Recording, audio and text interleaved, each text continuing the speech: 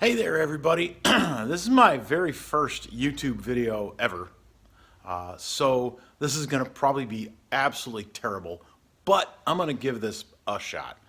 I wanted to show people how I created what I think is one of the coolest dartboard surrounds that I've ever seen. I got a lot of these ideas off of YouTube and various other places, but I think I did this just right. So, in the hopes of helping other people do this well and have the same result that I did, that's why I'm doing this. So, first of all, here's the funny part. It's not even done yet, but it's going to be that good once it's done. So, here is how the dartboard looks currently after I have built the frame onto which I'm going to put the corks that are going to be around the dartboard.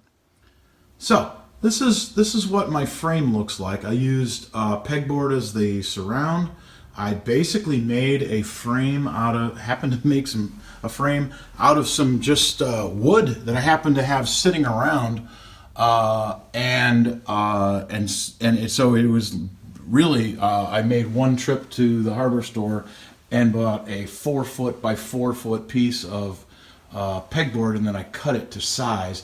I'll give you the dimensions below and also give the dimensions later, but basically that's what it's going to look like. Now, at the end of the day, that thing is going to have corks on it. I'm sure you've seen the pictures already, but that's going to have a whole bunch of wine corks, and it's going to have a pretty cool little design.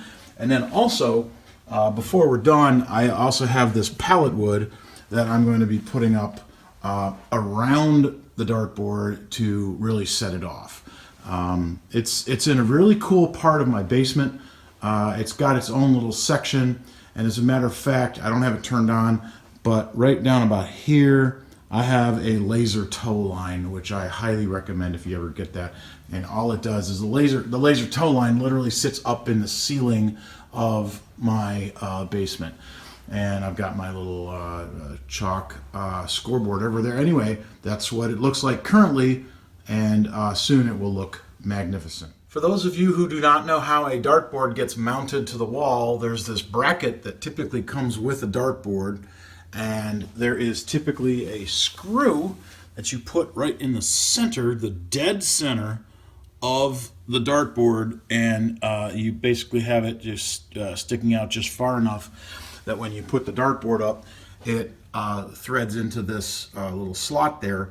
And then most good dartboards will have set-off feet that come with the dartboard and to keep it steady. I did not start videoing until after I have completed much of this project. So I'm very sorry about that. Next time maybe I'll be a little bit better about that. But here are the cleats, or the little 2x2s that I mount to studs that hold the dartboard in place. And you can see that they're angled so that the cleat that is on the frame nudges in. Now, the funny part is that I try to be a perfectionist, but when I tried to mount these things, it wasn't level, so I ended up having to literally mount and glue in a shim that is actually the butt end of a paint stick, so that my dartboard and my frame was level on the wall. But nevertheless, it was pretty easy. I mean, to be honest with you, and I'm backing up here so you can see where the frame is going to be mounted. It was pretty easy to do. So, moving on over, here is the back of the frame that I have created. You can see that I used the frame. I actually used sort of a weird configuration of the frame where I had one piece that kind of goes over the end of the other. Same thing on the bottom. It kind of goes over the end. So I had sort of the frame pieces went around each other, and then I added these little corner supports. The way I mounted those corner supports was really simple. It was with a nail gun, a little brad brad nailer. So it was real simple. Didn't take me long. The whole thing is going to be painted in the end, so it's not going to end up being white, but you'll see that later. And then the other thing that I did is I took these. I took an 8-foot long 2x2, and I basically used it for the bracing for the pegboard. Now, one last thing that I did is I added a piece of 2x4 right here in the middle, and that's what the dartboard mount, the little frame, gets screwed into. So it's very, very stable. You can easily mount this. You can easily take this off the wall if you need to move it around or something like that. And I think it's really an outstanding design. And I got this idea off of YouTube or some other site, but it's great. So here are the cleats, just to let you know. Here are the cleats that hang on the wall. So that's exactly how it hangs. Is you just basically reach up and set it there, and it falls right into place. It's really a nice design. Making the frame was a lot of fun. It was pretty easy. I am absolutely not the best woodworker in the world, but it was super easy, super fun. If you have a nailer, like an air gun nailer, I used a brad nailer. It was super easy and very solid, square. You want to make sure that it fits. It's square against the wall when you make it. That's the only tip of the day. But everything else was great.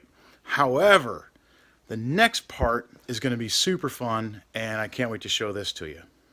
So as you already know, this is a Cork Dart surround, and I had noticed when I was out and playing darts and I saw things like this, that a lot of people left them round. They left them whole, and that doesn't provide a lot of surface area for the glue to mount to the substrate, whatever that is. In my case, it's the pegboard.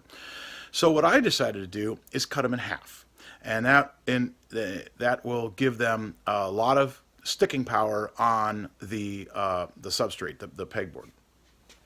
I think, and I also saw this video, and unfortunately it's been pulled down, but I saw it, I remembered it, and I thought it was great.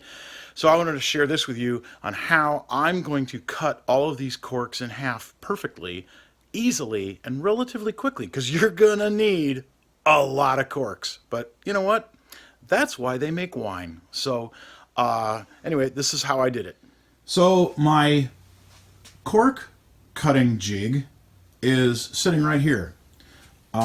What I did is I took a piece of PVC. It happens to be a special dimension of PVC, and I'll post that below. I can't remember exactly what the dimension is, but the inside dimension is almost exactly the dimension of a cork. I will say it is a dimension of a dry cork, not a wet cork. Some videos on YouTube suggest boiling your corks and cutting them that way. Well, they won't fit in this tube. I already tried that. Doesn't work. So all of these corks that you see down here, they have all been cut dry. They cut just fine. There's a little bit of dust, but that's not a problem. In fact, whatever dust is created by my nifty little jig, I don't know if you can see this. This is a scroll saw that I got at home at Harbor Freight, pretty cheap, but it's going to work just perfect for this job. And so what you do is you put the corks in. You put the corks in this end right here, and you push the corks through using something like this. This happens to be a little piece of scrap wood, and you push the corks through, and they basically just almost cut themselves. The trick is you have to set the blade at the right speed, which is about, I don't know, halfway up. I don't know if you can see that. And also, you don't push them in too far.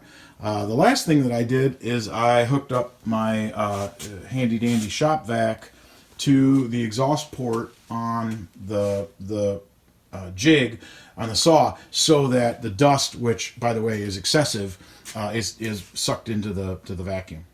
So right here you can see I've got little test patches of sets of corks that I've already cut in half, And you can kind of see that I've got all these different types of glues that I'm going to be trying out. What I ended up doing is I ended up painting the pegboard right here, and I'm going to glue with different types of glues, and I'm using the same amount of corks, and I'm also trying out different types of corks. So for example, if you notice, I have regular natural corks, and then I have this other thing that I guess I'm sort of calling a composite cork. You know, it's a cork that has a whole, it's really not a cork, it's kind of like it's the MDF of corks. Okay, it's like a cork that's all glued together. I'm sure the cork industry hates them because they're probably, it's kind of like gluing sawdust together, but at the end of the day I'm sure it keeps the wine just fine. But I wanted to see if I could use those and if there's any reason why I wouldn't want to use them. So I'm testing this, and I've got the composite corks in various testing segments. So I'm really going from the cheapest possible glue. That is like $1.30 for a tube, and that should be plenty, even if I have to use 2 tubes, who cares. And then I also picked up a heavy duty model. I had this left over from a landscaping project, and I'll tell you what, if that doesn't hold them down, nothing will.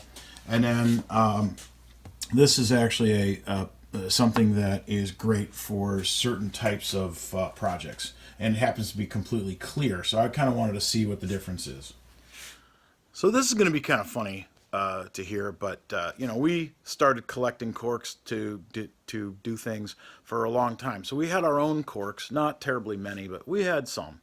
But when we decided to do this darts around, we went on Amazon and ended up buying corks, like I don't know how many, 400 or 600 corks, something like that.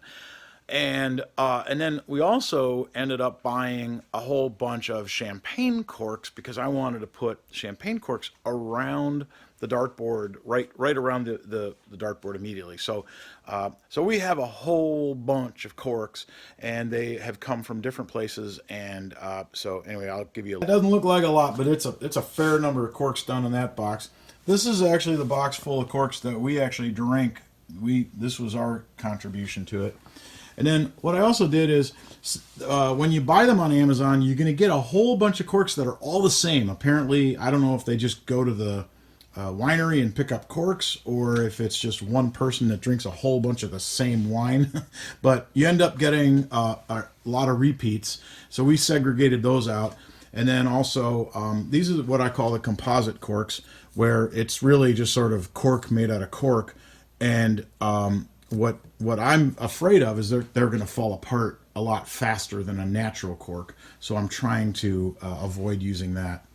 I'm pretty sure that I can get by with just the corks that I have. But the other thing that I wanted to do, I mean, this particular brand of wine, St. Clement, I think is the name of it. I have hundreds of these, and what I'm trying to do is keep those.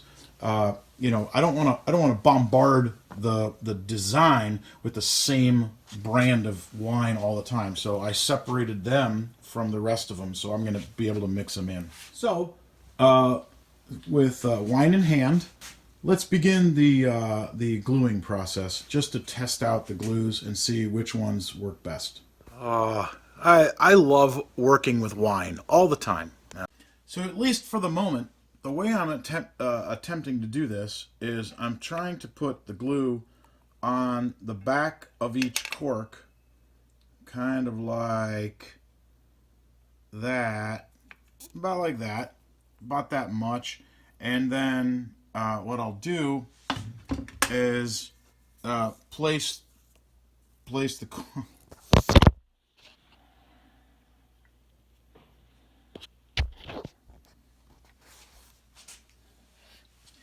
So what I'm trying to do by gluing these down is to put the glue on the back of the cork, and then slide that in and scooch it around a little bit to try to make sure that the glue and the mating surface are spread out. So when I was squeezing the trigger on the glue gun, there was a whole bunch that kind of squirted out. But anyway, it looks like they settled in pretty well. I'm not worried right this minute about how close to get, together the corks are, because that's going to come when I'm mounting them on the board itself. This is just a test of the different glues, but you can see, it looks all right. It's going to look great once it's done. Hey, I wanted to give you one bit of advice in terms of how to glue the corks down. I am really sorry I do not have video of this, but here's what I did. I basically laid out the corks on almost the entire board prior to gluing them down. What that did is that gave me the ability to make sure that the lines of the corks were even, all of the the X's and Y angles, whatever, were even. And so the way I did it was, once I had them all exactly where I wanted them, I would basically lift them out of place a little, one row at a time, and I would squirt the glue on the backer, and then I would put the corks in place again, one at a time. I used plenty of glue. It didn't really matter which kind of glue I used. The clear glue I tried to use around the dartboard.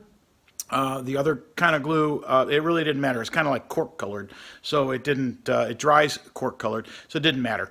But bottom line is that the most important thing when you're gluing these corks down is to position them in the right place prior to starting to glue, because if you don't, I really think you're going to have corks that kind of just go at an angle and all over the place, and because the corks aren't all exactly the same length, and yes, you can cut them, but when you're gluing isn't the time to cut them. If you don't really care, if you just want to slap some stuff together, then go for it. Doesn't matter, but I wanted mine to look pretty neat and even. Anyway, I had a little tip. Thanks. Bye. Hey everybody, dartboard is done. You've seen the pictures. It's really cool, but I wanted to update the video a little bit. The initial design had one slight flaw, and that was that I didn't have an ability to take the dartboard off of the frame, because I had mounted it to a 2x4, mounted all the frame, the hardware and everything to a 2x4. Well, I changed it around, and I'll show you what I did, which makes it perfect because you can take the dartboard out without taking the corks out. So here's the frame. Here's the completed frame, and what I did is I put some 2x4s on the backer, above and below these little brackets here. But basically what these are machine screws with some nuts on them and some washers, and the dartboard is actually mounted directly to the back of that, and so that I can unscrew those and just pull the dartboard straight out of the board itself, out of the frame itself. So that seemed to be a really good modification to my original plans, and I hope that helps you. But anyway, here's what the final board looks like once it's hung on the wall. All right, so there it is. I still have a couple of little spots. I'll actually show you. I've got a couple of little spots to fill in. I've got this one tiny little gap to fill in over here. I've got a couple of little gaps there on the bottom to fill in, but in general, it's done. Just to let you know, I'll show you some close-ups of what I did with the champagne corks. Notice that they're all in opposite directions to each other. And that was so that they fit nicely all the way around the board.